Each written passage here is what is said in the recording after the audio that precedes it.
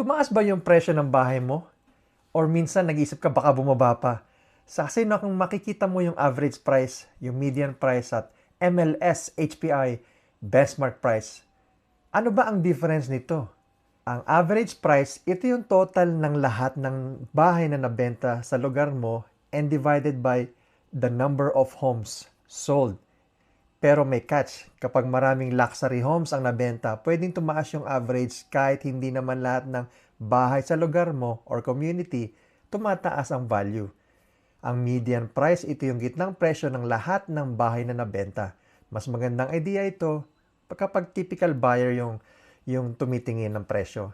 Ang MLS HPI, benchmark price naman, ay ginagamit yung value ng typical home. Kino-consider nito yung size, yung location, and yung type ng property kung bungalow siya or semi-detached. Makikita mo, is the market going up or down?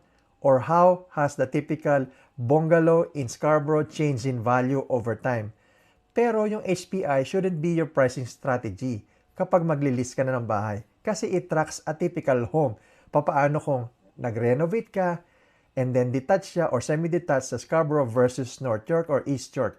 So next time makakita ka ng Toronto market update, wag average price lang ang tingnan. Check mo rin yung MLS, HPI, or kausapin mo yung real estate agent mo na pinagkakatiwalaan mo and tanungin mo ang pinakamagandang paraan para malaman yung value ng bahay niya.